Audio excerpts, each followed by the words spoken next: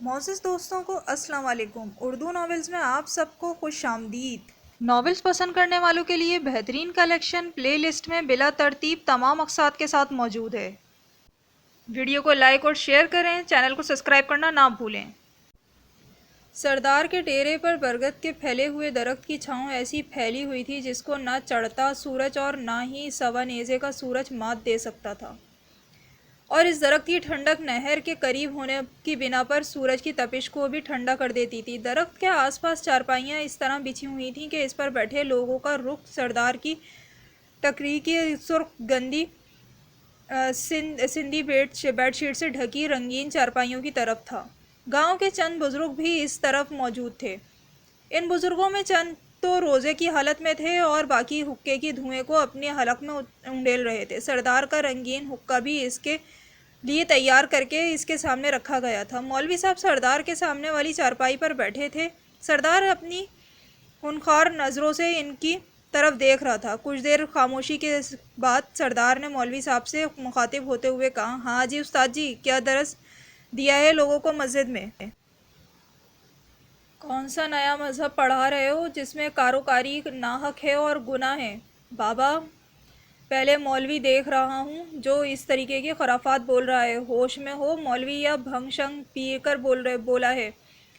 تجھے پتا تو بھی ہے کہ تو نے کیا بولا ہے؟ اگر دوسرے مولویوں کو بتایا تو تجھے قتل کرنے کا فتویٰ جو حق سمجھ کے دیں گے، کیا سمجھے؟ مولوی صاحب نے بہت ہی عاجزی سے کہا، سائیں، میں نے کچھ غلط نہیں کہا، نہ ہی میرا مقصد ہے کہ اللہ کے قانون کی خلاف ورزی کروں۔ وہ تو مجھے خواب میں ایسا آ رہا ہے، ایک لڑکی چٹیا منہ پہ دبائے قرآن سر پر رکھتی ہے۔ میں نے لوگوں سے پوچھا کہ کیا کسی کا ناحق قتل ہوا ہے، کیونکہ خواب میں تعبیر یہی بتائی جاتی ہے، اور پھر کسی کو شک کی بنیاد پر قتل کرنا اور عینی شاہدوں کے بغیر کسی کو مجرم سمجھ کر قتل کرنا تو اللہ سائیں سے دشمنی کرنا ہے۔ تم اپنا کام سے کام رکھو۔ گناہ کیا کسی کے سامنے کرتی ہے کاری؟ ہمیں نیا اسلام نہ سکھاؤ۔ لوگوں کی غیرت کو کون سا مولوی ہے جو ختم کرنے کی کوشش کرتا ہے؟ یہ تو سراغ لگانے کی کوشش کر رہا ہے کہ لڑکی کے ساتھ کیا ہوا تھا۔ لڑکی ہماری تھی، ہم اس کے مالک ہیں، ہم غیرتی قوم ہیں، مسلمان ہیں، اور آج تک جو کچھ کر رہے ہیں اس سے سب مولوی خوش ہیں، اور ہماری مثال وہ شہر کے بے غیرت لوگوں کو دیتے ہیں۔ برسوں ہمارے بزرگوں نے غیرت کا خون پلایا ہے۔ تم یہ اپنی بے غیرتی کے احساس والے لیکچر اپنے پاس رکھو۔ سردار جانتا تھا کہ گاؤں کے سادہ لوگ اسے عرصے سے کاروکاری جیسی رسم اللہ کا حکم سمجھ کر نبھا رہے ہیں، جس پر ہر شخص یہ سوچ کر خاموش ہو جاتا ہے کہ اس رسم کی خلاف ورزی کرنے پر سائیں بھی اسے سزا دے گا اور اللہ بھی۔ لیکن اس مولوی کے لیکچر سے ایسا نہ ہو گاؤں کے لوگ حق اور ناحق قتل میں تمیز کرنے لگ جائیں، اور پھر اس کی سرداری تو غیرت کے جھولوں پر کیسے جھولے گی؟ چنانچہ اس نے رب نواز کی طرف دیکھتے ہوئے کہا، رب نواز، پرانا مولوی کہاں مر گیا ہے؟ اسے بلا کر لاؤ اور اسے واپس بھیج دے، ورنہ جس طرح سے یہ بول رہا ہے مجھے تو بے دینی لگ رہا ہے۔ ایسا نہ ہو یہ اپنے گھر بغیر سانسوں کے پہنچے۔ ہم مولویوں کا بہت احترام کرتے ہیں، اس استاد جی کا دماغ تھوڑا ہلا ہوا ہے، بہت عزت کے ساتھ اسے اپنے گھر چھوڑ کر آ۔ یہ کہہ کر سردار اٹھ گیا کیونکہ اسے گاؤں کے دوسرے جرگے کے لیے جانا تھا۔ سائیں کی لینڈ کروزر تیار کھڑی تھی۔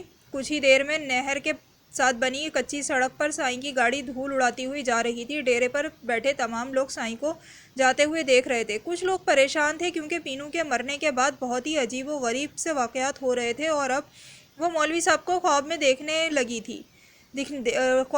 لگی تھی۔ گاؤں کے لوگ مسجد کے مولوی صاحب کا بہت احترام کرتے تھے۔ مسجد میں ہر سال جو مولوی صاحب آتے تھے وہ ان کی باتیں غور سے سنتے۔ ان میں زیادہ تر عورتوں کو دنیا کی بربادی کہتے اور جنت سے نکالنے والی مجرم کہتے۔ سادہ دیہاتی لوگ یہی سمجھتے کہ ان مولویوں کے پاس اللہ کا علم ہے، لہٰذا ان کے کہے پر آنکھ بند کر کے یقین کرتے۔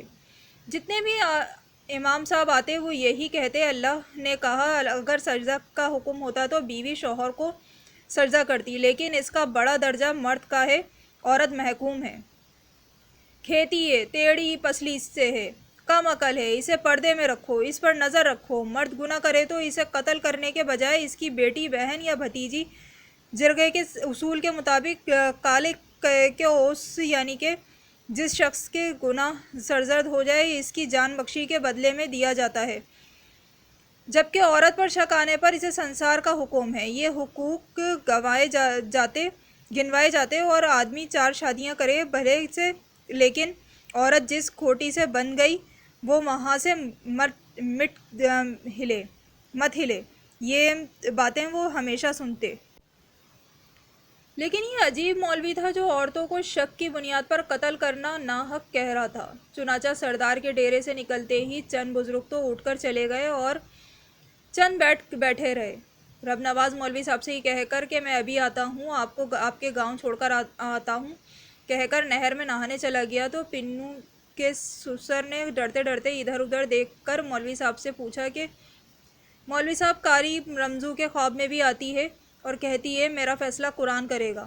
اب تو وہ قتل ہو گئی، اب کون سا فیصلہ قرآن کرے گا؟ مولوی صاحب جو پہلے ہی بہت غم زدہ سے نیچے سر کیے بیٹھے تھے، گویا ہوئے قاری کا کہنا چاہتی ہے کہ اس کا انصاف قرآن کرے گا، یعنی مرنے کے بعد بھی وہ اپنی بے گناہی ثابت کرنا چاہتی ہے قرآن کی روشنی میں۔ کیونکہ کاروکاری کو اللہ کا حکم اور زنا کرنے والوں کی اسلامی سزا کا درجہ دے کر اور ثواب سمجھ کر کیا جاتا ہے، جبکہ قرآن پاک میں عینی شاہد کی صورت میں سنسار کرنے کا حکم آیا ہے، نہ کہ شک کرنے پر کسی کو قتل کرنے کا حکم آیا ہے۔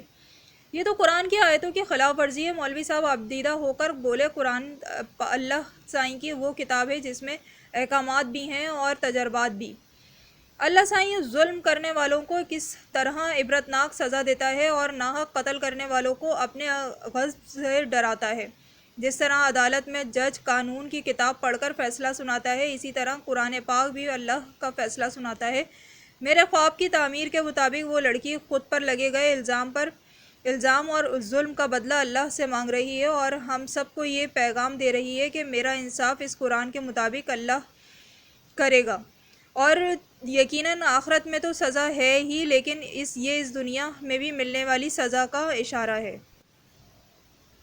جو اس ناحق قتل میں ملوث تھا اسے اپنے اللہ سائیں سے معافی مانگنی چاہیے۔ یہ کہہ کر مولوی صاحب نے لمبی سانس لی۔ مولوی صاحب اپنے اس کیفیت پر حیران تھے۔ وہ اتنا علم ہونے کے باوجود کبھی اس طرح کھل کر کاروکاری پر بات نہیں کرتے تھے، کیونکہ وہ جانتے تھے کہ سب تو نہیں لیکن بہت سے مولوی حضرات ان کی بات کو بنا سمجھے انہیں لبرل کا خطاب دے کر فتویٰ دے ڈالیں گے۔ پینو کا سسر گہری سوچ میں پڑ گیا۔ اس کے چہرے پر دکھ کے ساتھ تفکرات، پچھتاوے کا احساس گناہ بن کر جھلکنے لگا۔ اس کی سزا تو شروع ہو گئی تھی۔ اس کا بیٹا بالی اپنی بیوی پینو کے غم میں نیم پاگل ہو گیا تھا۔ اسے نہ کھانے کا ہوش تھا اور نہ ہی اوڑھنے کا۔ بس نہر کے کنارے بیٹھ کر باتیں کرتا، کبھی ہنستا تو کبھی روتا۔ کاش میں اپنے بیٹے اور بہو کے لیے کچھ کر سکتا کہ پینو کا سسر آنکھیں پوچھتا گھر کی طرف چل پڑا۔ اور مولوی صاحب رب نواز کے ساتھ اپنے گاؤں کی جانب۔ سردار بہت پریشان تھا۔ اس دفعہ کے واقعے نے اسے بھی ہلا کر رکھ دیا تھا۔ رمضان کا مہینہ تو جیسے کیسے گزر گیا تھا۔ رمضو عید پر بھی گھر نہ آیا تھا، جانے کہاں در بدر گھوم رہا ہوگا۔ وہ ایک گاؤں سے دوسرے میں جاتا کہ شاید اسے سکون آ جائے اور پینو اس کے خواب میں نہ آئے، لیکن ایسا نہ ہو سکا تھا۔ سردار نے کئی دفعہ اپنے بندوں کے ذریعے اسے دوسرے گاؤں سے بلوایا اور کئی دفعہ اس کے اپنے گھر والے اسے لے کر آئے، لیکن وہ پھر بھی چلا جاتا۔ آج بھی سردار نے کچھ لوگوں کو اسے پکڑ کر لانے کو کہا۔ سردار خود بھی بہت پریشان تھا۔ گاؤں کے لوگ طرح طرح کی باتیں کر رہے تھے، اوپر سے مولوی آیا تھا، اس نے بھی اپنا خواب لوگوں کو بتایا تھا۔ پھر پینو کے قتل والے دن عجیب سی چیخیں بھی لوگ نہیں بھول رہے تھے جب سے پینو کا قتل ہوا تھا۔ اس کے بعد سے شام کے وقت آسمان کا لال سرخ ہونا بھی ناحق قتل کی نشانی کر رہا تھا۔ عموماً کسی کے ناحق قتل ہونے پر صرف 1 یا 2 دن ہی آسمان سرخ ہوتا اور لوگ سمجھ جاتے کہ کسی کا ناحق قتل ہوا ہے، لیکن اس دفعہ تو آسمان پر سرخی جیسے پکی ہو گئی تھی۔ عجیب سی خاموشی تھی فضا میں، جسے نہ بچوں کا نہر کے پانی میں چھپ چھپ کا شور توڑ پاتا اور نہ ہی کھیتوں میں ٹریکٹر کی آوازوں میں سے نکلنے والا پانی کا شور اور نہ ہی عورتوں کی چکی پیسنے کی آوازیں۔ رمزو کو اس کا بھتیجا ڈھونڈ کر لے آیا تھا۔ اس کی بری حالت تھی، پگ تو نہ جانے کہاں تھی، کپڑے کئی دن کے میلے اٹے ہوئے تھے، نہ جانے کب سے نہایا بھی نہیں تھا، آنکھوں کی سرخی بتا رہی تھی عرصے سے سویا بھی نہیں ہے، چہرے پر تھکاوٹ بتا رہی تھی کہ سکون سے بیٹھا بھی نہیں، سر کی نسیں درد سے بھر رہی تھیں۔ سردار کی پریشانی میں اور اضافہ ہو گیا۔ سردار نے رمزو کی طرف دیکھ کر بہت پیار سے کہا، اوئے یار، تجھے کیا ہو گیا ہے؟ تو میرا دایاں بازو تھا، یہ کیا حشر بنا لیا ہے؟ کیا ہو گیا ہے تجھے؟ تو نے اتنے قتل کیے ہیں، اس پینو کے قتل پر تیرا یہ حال کیوں؟ رمزو نے روتے ہوئے کہا، سردار، میں تو اب بھی 100 قتل کر سکتا ہوں، لیکن یہ شور میرے کانوں کو نہیں چھوڑا، سو نہیں سکتا، سونے کی کوشش کرتا ہوں تو کالی آ کر میری کھڑی ہو جاتی ہے اور کہتی ہے، ماما میرا فیصلہ قرآن کرے گا، سکون نہیں لینے دیتی۔ سائیں، وہ مجھے لگتا ہے جیسے وہ زندہ ہے، کسی کو نظر نہیں آتی لیکن مجھے نظر آتی ہے، میں اس سے ڈرتا نہیں ہوں، لیکن وہ بہت شور کرتی ہے، میرے کانوں کو سکون نہیں کرنے دیتی۔ سائیں، ایک دفعہ مجھے نیند آ جائے، بس دعا کریں۔ سردار نے اس کی حالت دیکھتے ہوئے کہا، تو نے دم کروایا کیا؟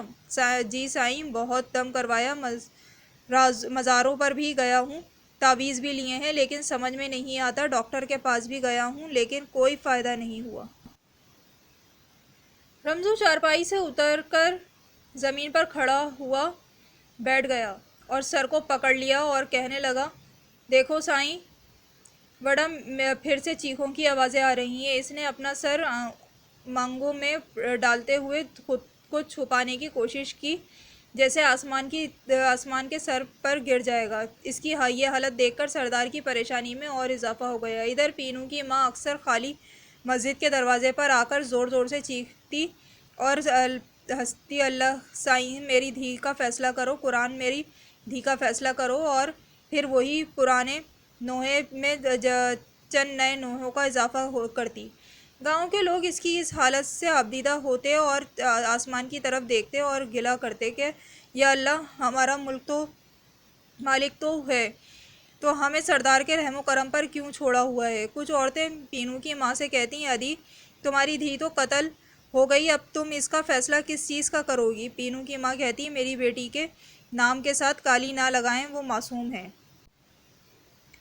اس کو ناحق قتل کرنے والوں کو اللہ سائیں جب تک سزا نہیں دے گا، میں اسی طرح اس مسجد کے سامنے احتجاج کرتی رہوں گی۔ وہ کہتی، میں قرآن میں لکھا ہے کہ کالی کو سزا دو، تو میں کہتی ہوں میری بیٹی کالی نہیں تھی، اس کو کالی کرنے والوں کو سزا کا بھی تو لکھا ہوگا نا؟ کہتے ہیں قرآن سچا ہے، تو میری بیٹی بھی سچی تھی نا؟ تو سچا قرآن میری بیٹی کو سچا دکھائے نا؟ ظالموں نے میری بیٹی کے ٹکڑے کیے، ہائے اللہ سائیں، ان کے ہاتھوں کے ٹکڑے کرے، ہائے ان ظالموں کے دل بھی نہ کانپے جنہوں نے میری لاڈلی دھی کے ٹکڑے کر کے دل کو اپنے ہاتھوں میں لیا۔ میں انصاف مانگتی ہوں اللہ سائیں سے، میرے دل کو سکون تب آئے گا جب ان کے دل پھٹیں گے۔ یوں تو وقت بڑا مرہم ہوتا ہے، لیکن پینو کی ماں کا دکھ، اس کے کلیجے پر لگنے والے دکھ کی شدت کم ہوئی اور نہ ہی صبر آیا۔ تو ادھر گاؤں میں عجیب و غریب واقعات ہو رہے تھے۔ چند دن سے گاؤں میں ایک عجیب سی بو پھیلی ہوئی تھی، جو پہلے تو ہلکی ہلکی تھی لیکن اب کافی بڑھ گئی تھی۔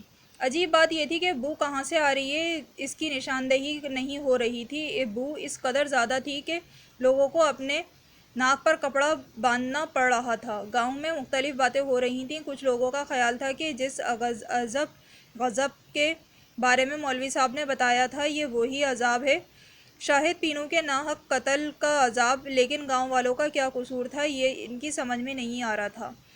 بو گاؤں والوں کو پریشان کر رکھا تھا۔ اس بو کی شدت میں اضافے نے سب کو ہی تقریباً سر درد میں مبتلا کر دیا تھا۔ عجیب سی سڑی ہوئی بدبو تھی، ایسی گندی بدبو تھی کہ ہر بندہ استغفار کر رہا تھا۔ کتے اس طرف بھونک رہے تھے جیسے وہ بھی اس بو سے تنگ ہوں۔